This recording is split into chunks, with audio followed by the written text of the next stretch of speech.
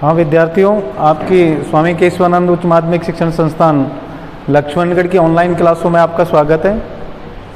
आप सत्र 2021-22 में प्रवेश ले चुके हो। आपको एनसीईआरटी कोर्स के अनुसार पाठ्यक्रम या पाठ्य पुस्तक का अध्ययन कराया जाएगा, जिसमें एनसीईआरटी की जो किताब आई है उस किताब में आपको 8 अध्यायों का अध्ययन करना होगा। उन 8 अध्यायों में आपको परिचय दिया जा रहा है पहले कि उस पुस्तक का नाम तो है भारतीय कला का परिचय सेकंड भाग, और अध्यायों के नाम में पहला जो नाम आता है पांडुलिपि चित्रकला परंपरा, दूसरा जो अध्याय है चित्रकला की राजस्थानी स्कूल, तीसरा अध्याय Mughal school of miniature painting, चौथा अध्याय चित्रकारी के दक्षिणी स्कूल, पांचवा अध्याय चित्रकारी की पहाड़ी स्कूल, और छठा अध्याय बंगाली स्कूल या बंगाली स्कूल और सांस्कृतिक राष्ट्रवाद, आधुनिक भारतीय कला, और 8वां अध्याय भारत की जीवित कला परंपराएं। इस प्रकार आपकी भारतीय कला का जो परिचय और सेकंड भाग है उस पुस्तक में आपके 8 अध्याय रहेंगे।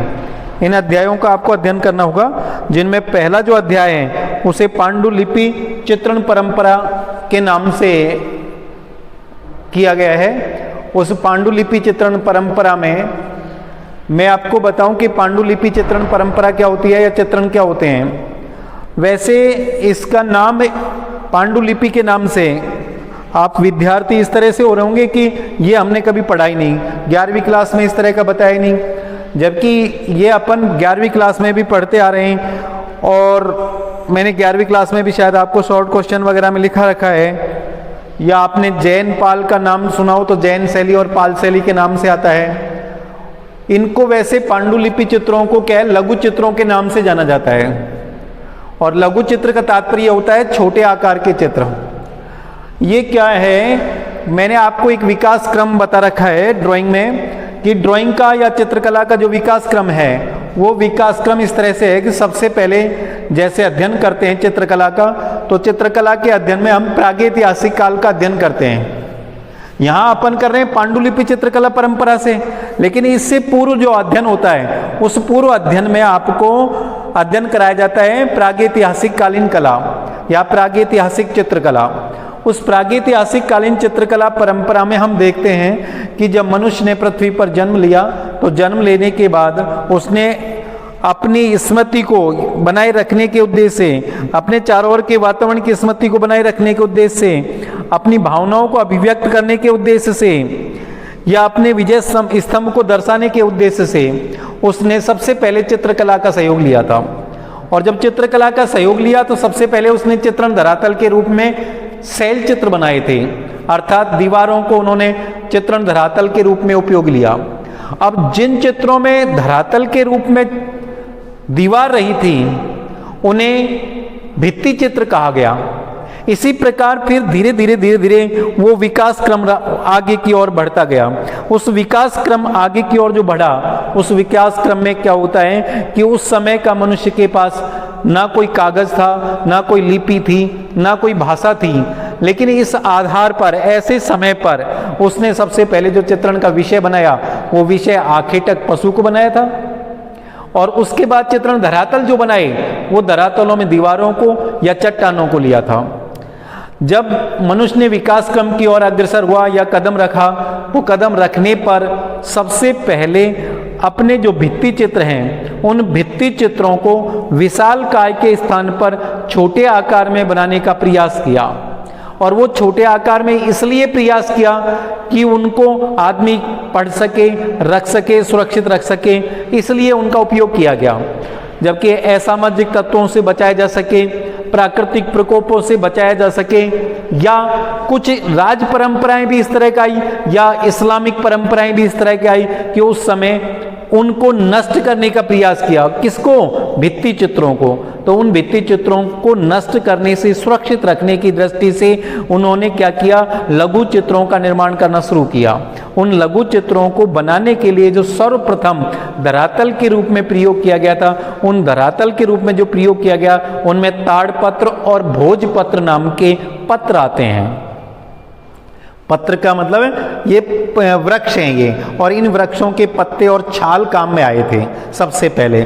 जैसे ताड़ वृक्ष हिमालय में ही ये मिलता है, और जो भोजपत्र पेड़ है ये भी हिमालय की पहाड़ियों में या हिमालयों में मिलता है। वहाँ पर क्या है, इन जो पत्ते हैं इन पत्तों को देखा तो ये पत्ते बड़े सुरक्षित, लंबे आकार में, चिकने और कीड़े आदि से कम नष्ट होने वाले हैं। इन पर लिखावट या चित्रकारी जो की जाती है वो भी बड़ी अच्छी तरीके से की जा सकती है।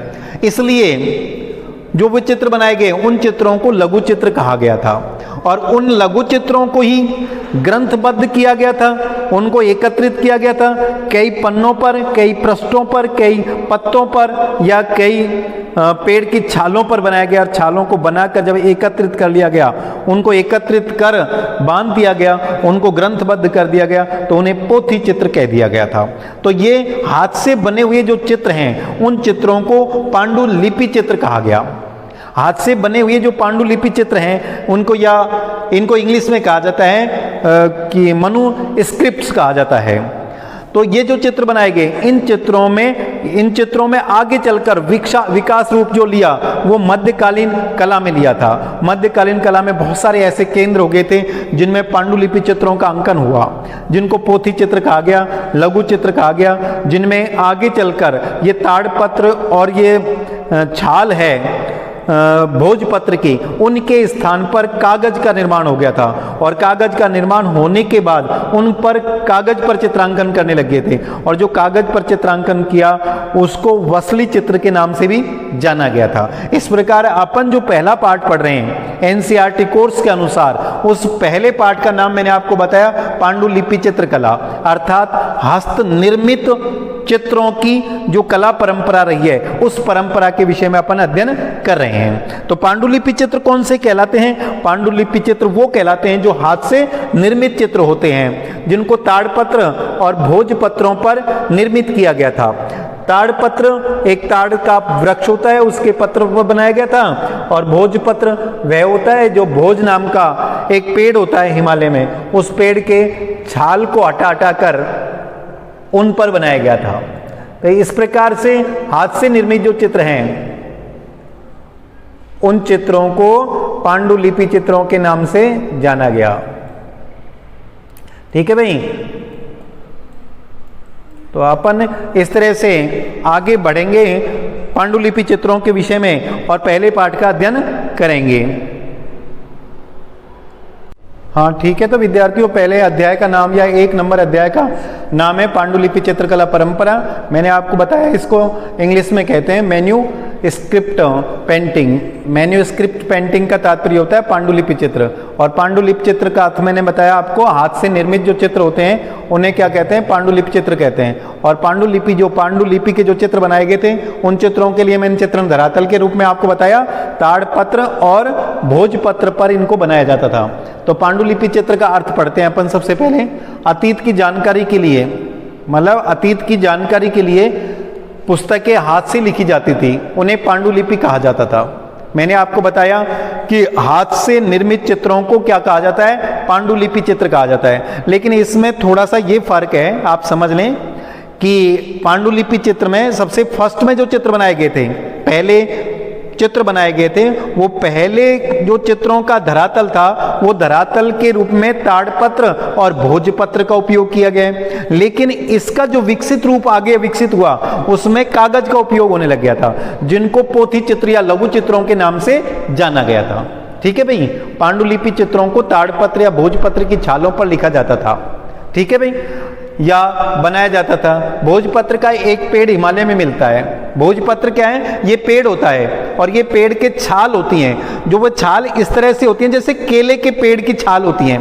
केले के पेड़ के तने को कभी देखेंगे ना, तो एक के बाद एक, एक के बाद एक, एक के बाद एक कवर हटते हैं। ऐसे उस भोजपत्र में भी कवर हटते हैं और वो कवरों को ले लेते थे वो लोग, और लेने के बाद उनको सुरक्षित रख के उनको बढ़िया तरीके से तैयार करके और उनके ऊपर लिपि लिखी जाती थी और चित्र बनाए जाते थे। ये चित्रों को रोल में रखा जाता था, मतलब कपड़े वगैरह के उसमें रोल में रख देते थे और सुरक्षित रहा करते थे, काफी लंबे समय तक सुरक्षित रहते थे। ये चिकना भी रहता था ये धरातल, इसलिए सबसे उपयुक्त और पवित्र भी माना गया था इसको, इसलिए इन पर बनाए गए थे, बनाया जाता था। भोजपत्र का एक पेड़ हिमालय में मिलता है जिसकी छाल बहुत सुंदर और काफी लंबे समय तक कीड़ों से सुरक्षित रहती है।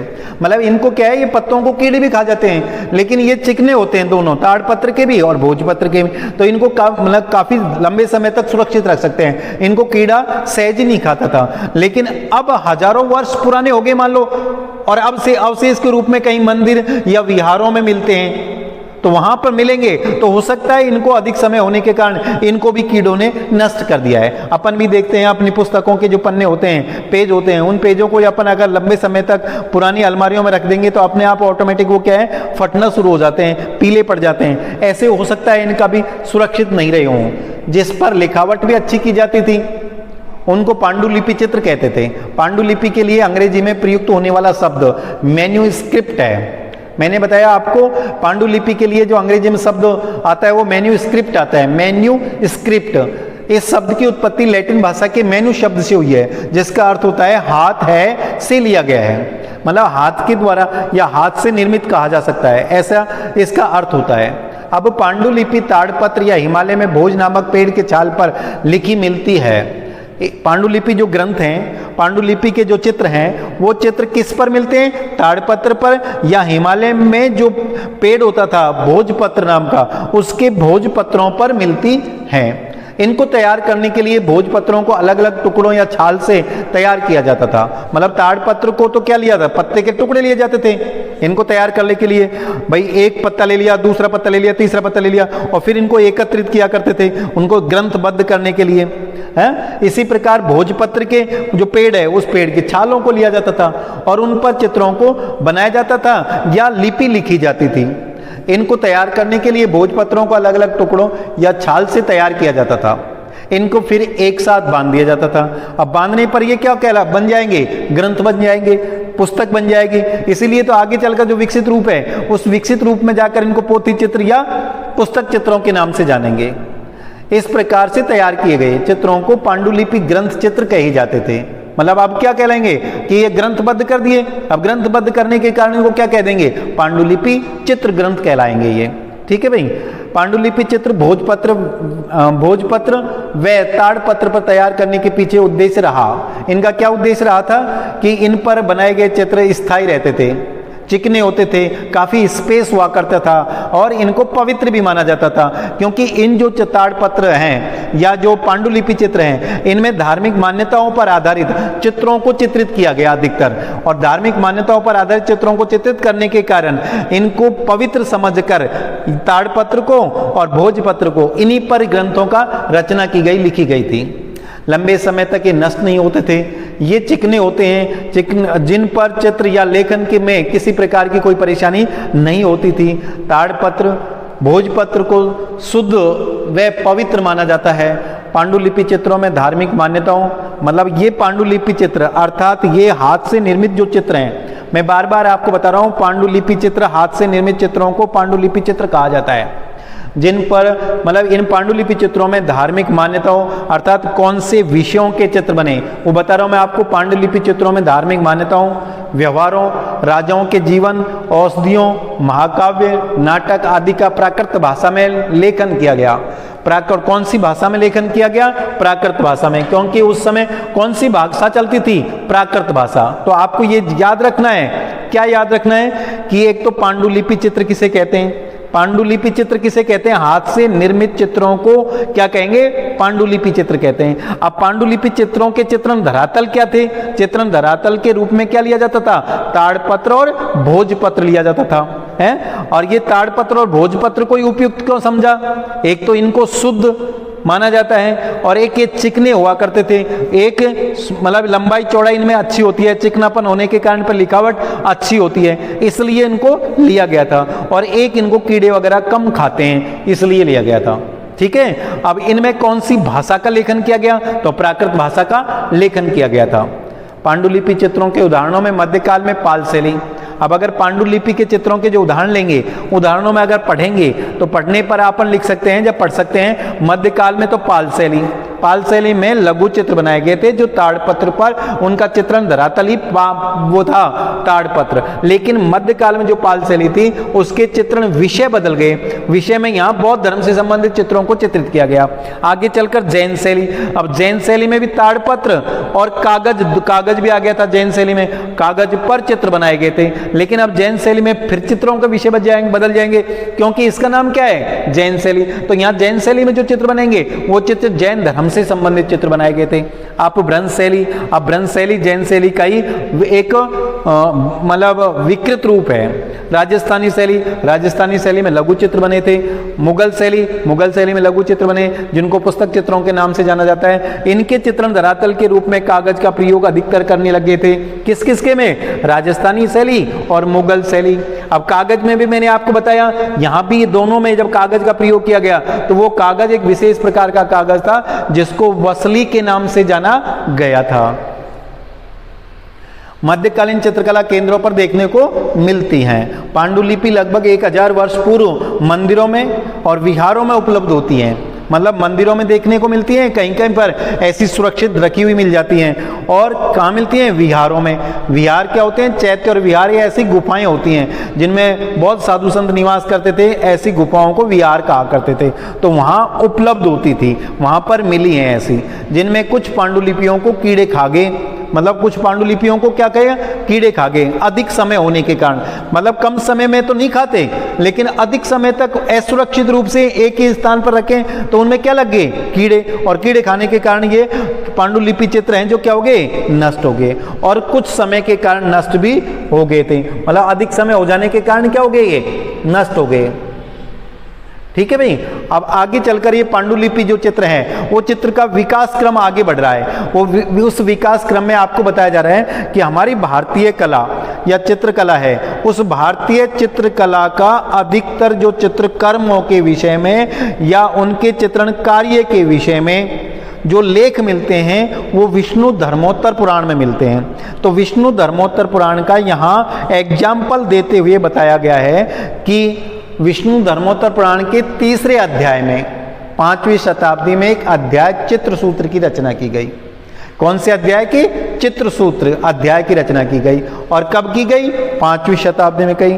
किस में की गई? विष्णु धर्मोत्तर पुराण में की गई है, 3रे अध्याय में की गई। और क्या नाम था? चित्रसूत्र। अब इसके नाम के आधार पर ही अपन को एहसास हो रहा है कि इसको चित्रसूत्र क्यों कहा है। अर्थात चित्र बनाने के सूत्र, अर्थात चित्र बनाने के ग्रंथ, नहीं वो सिद्धांत, अंग आदि का वर्णन यहाँ किया गया है, इसलिए इसका नाम चित्रसूत्र है। जिसको सामान्य रूप से व विशेष रूप से चित्रकला की, भारतीय कला की स्रोत पुस्तक के रूप में माना जाता है। अर्थात इसे मतलब कौन को? चित्रसूत्र को चित्रकला की या भारतीय कला की स्रोत पुस्तक के रूप में माना जाता है। किसको? चित्रसूत्र को। चित्रसूत्र क्या है? विष्णु धर्मोत्तर पुराण के 3रे अध्याय का क्या एक पाठ है। और वो 3रे अध्याय में क्या है? चित्रसूत्र नाम का पाठ है, जिसमें चित्रकला के विषय में विस्तृत वर्णन किया गया है, जिसमें प्रतिमा बनाने की कला का वर्णन किया गया है। प्रतिमा का तात्पर्य चाहे मूर्ति शिल्प कह दो या चाहे चित्र कह दो, तो चित्र बनाने की कला का वर्णन किया गया है, इसलिए इसे प्रतिमा लक्षणा कहा जाता है। अब इसको चित्र लक्षणा की जगह क्या कह दिया?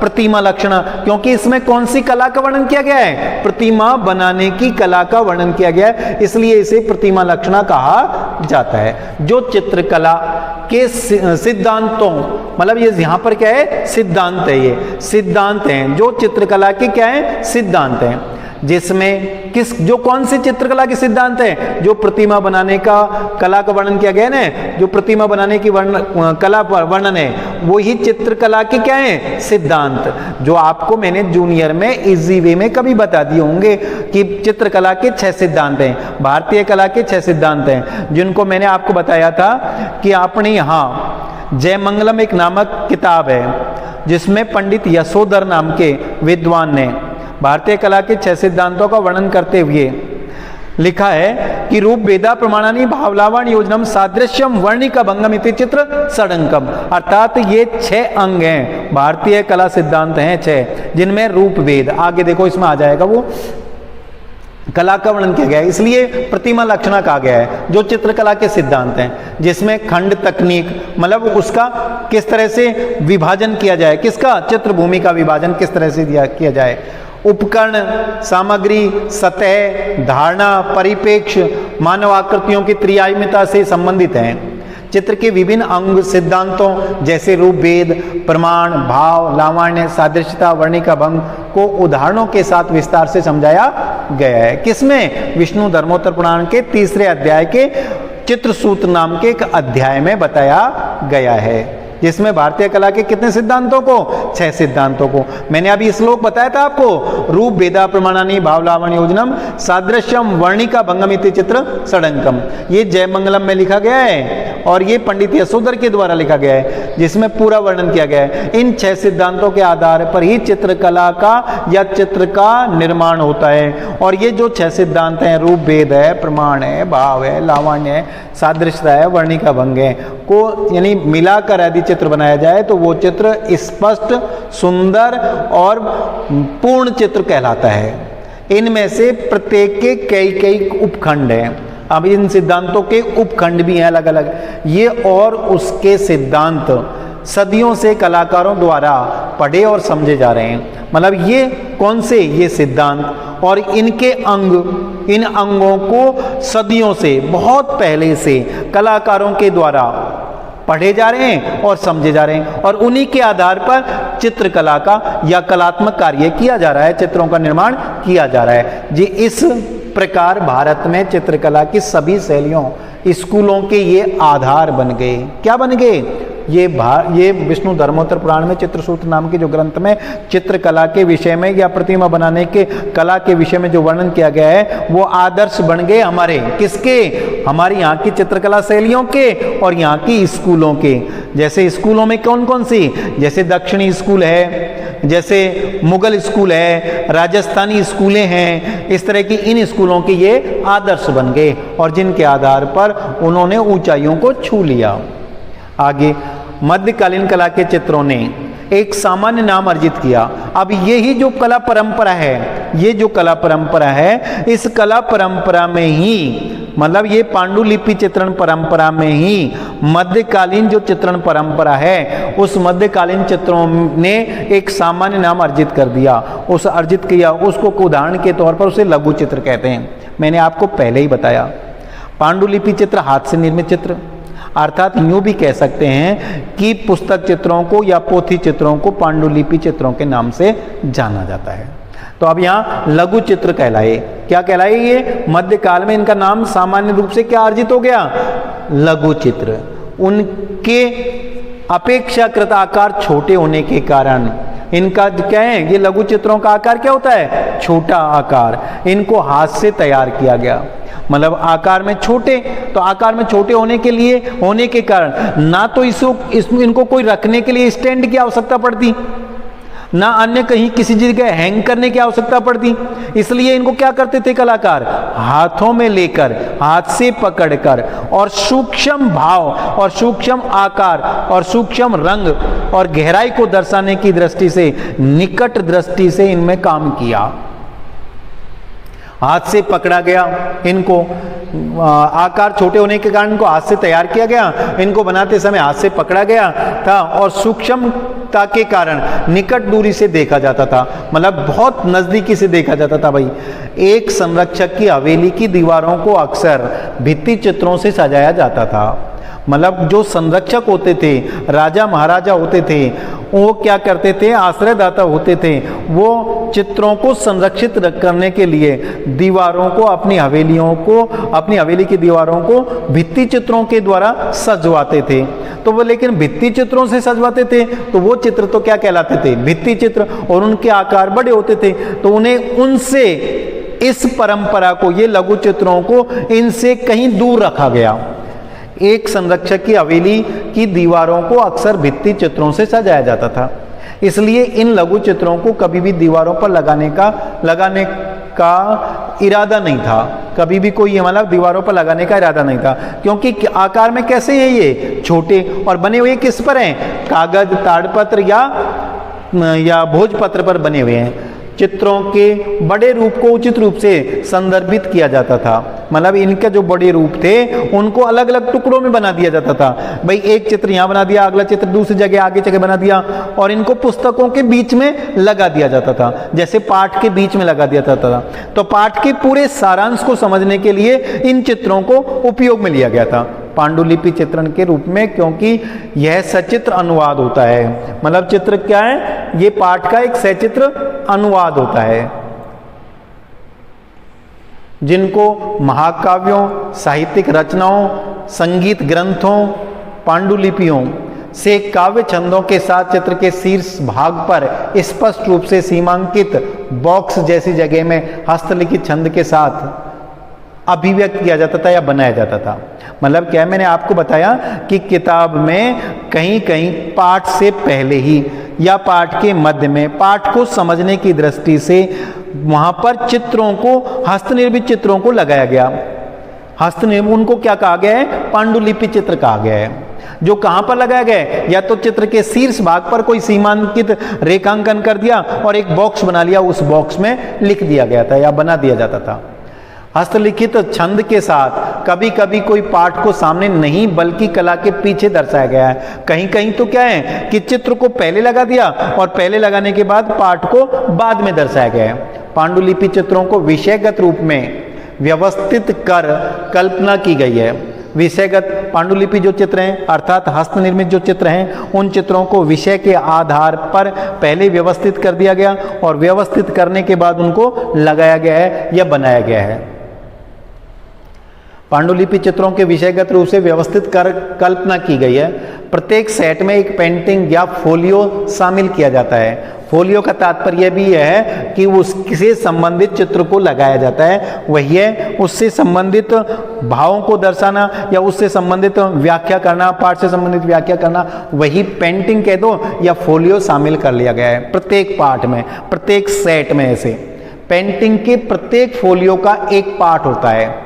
मतलब मैं आपको साधारण भाषा में समझाऊं कि जैसे आप सुंदर कांड का पाठ देखेंगे, लव कुश कांड देखेंगे, रामायण में बाल कांड को देखेंगे, हैं, इसमें लंका कांड देखेंगे, तो ऐसे कांडों को जब आप देखेंगे उससे पूर्व उन कांडों को समझने की दृष्टि से उनके चित्र, जिनको इंग्लिश में कह सकते हैं इलिस्ट्रेशंस, बनाकर लगा दिए गए हैं। तो ऐसे इनको सीमांकित करके ये पेंटिंगों को बनाया गया, जिनको ऊपरी हिस्से पर या इसके विपरीत सीमांकित स्थान पर लिखा है।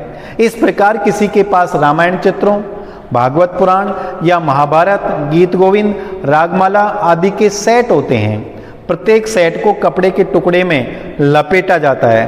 क्यों? क्योंकि ये कागज या ताड़पत्र पर जो चित्र बनाए जाते हैं उनको फोल्ड नहीं किया जा सकता। यदि उनको फोल्ड कर लेंगे, यदि उनको घड़ी कर लेंगे, चौकोर आकार में घड़ी कर देंगे, तो इनमें रंग होते हैं ना, वो रंग चौकोर होते क्या हालत, उन पे जहां भी प्रेस पड़ेगा वहां से रंग टूट जाएगा, और टूटने के बाद क्या होगा, वो चित्र खराब हो जाता है। इसलिए इनको क्या किया जाता था, रोल में रखा जाता था। और किसके रोल में? कपड़े से लपेट कर रखा जाता था, और राजा या संरक्षक की पुस्तकालय में एक बंडल के रूप में संग्रहित किया जाता था। इस प्रकार अपन पांडुलिपि चित्रों के विषय में अध्ययन कर रहे हैं। तो अभी तो आपको जो मूल रूप से बेसिक जानकारी है वो बेसिक जानकारी आई है इनके अंदर, किसी पांडुलिपि चित्रण परंपरा के अंदर। आगे जब यहाँ से आगे अपन पढ़ेंगे, क्योंकि आज अपन इतना ही पढ़ेंगे, इसके बाद आगे जो पढ़ेंगे उसमें इसकी स्कूलें भी आएंगी। किसकी? पांडुलिपि चित्रण परंपरा की स्कूलें। जैसे मैंने आपको मध्यकाल में पहले ही बता दिया, जैसे जैन, पाल, अपभ्रंश, ऐसी स्कूल हैं। उन स्कूलों में इस परंपरा का विकास हुआ। उनको इसी स्कूल की या पांडुलिपि चित्रण परंपरा की स्कूल कहते हैं। तो आप अब बच्चों समझ गए कि पांडुलिपि चित्र किसे कहते हैं? आप मेरे हिसाब से समझ गए होंगे। पांडुलिपि चित्र वह हैं जो मतलब हस्त निर्मित चित्र हैं या अपनी अतीत को समझने की दृष्टि से हाथों से लिखित या बनाए गए चित्रों को क्या कहेंगे? पांडुलिपि चित्र कहेंगे। और ये पांडुलिपि चित्र किस पर बनाए जाते थे? तो मैंने आपको बताया और आप समझ गए होंगे, आपकी याद भी हो गया, क्योंकि इतनी सरल भाषा में बोला गया है या इतनी सरल भाषा में लिखा गया है किताब में भी, क्या कि पहले तो चित्रण धरातल के रूप में ताड़पत्र और एक हिमालय से प्राप्त होने वाला भोजपत्र। अब भोज नाम का एक पेड़ है, उस पेड़ की छाल पर बनाए जाते थे इनको। लेकिन जैसे जैसे इनका विकास क्रम हुआ, तो विकास क्रम आगे बढ़ा, तो फिर जब कागज का निर्माण हुआ और कागज का निर्माण हुआ तो कागज पर भी चित्र बनाए गए, तो तीसरा इनका चित्रण धरातल क्या हो जाता है? कागज हो जाता है। कागज को आगे चलकर अपन किस नाम से जान रहे हैं? वसली चित्रों के नाम से जान रहे हैं। अब इनके चित्रण विषय क्या रहे? इनके चित्रण विषय हैं धार्मिक मान्यता, धार्मिक धारणाएं और राजा महाराजाओं की जीवनियां, कहानियां या घटनाएं, औषधियों का वर्णन या संगीत ग्रंथों का वर्णन आदि की उनमें क्या क्या इनको विषय बनाया गया था। इनमें कौन सी भाषा का प्रयोग किया? पांडुलिपि चित्रों में प्राकृत भाषा का अंकन किया गया है।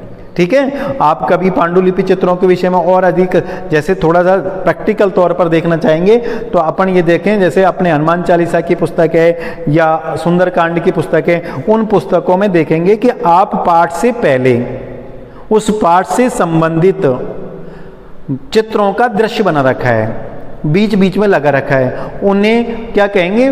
पांडुलिपि ग्रंथ की तरह चित्र कहेंगे। ऐसे चित्रों को यहाँ ग्रंथबद्ध किया गया था, उनको पांडुलिपि चित्र ग्रंथ कहा जाता है। तो आगे अपन कल जो पढ़ने वाले हैं, उन पढ़ने वाले चीज में अपन क्या पढ़ेंगे?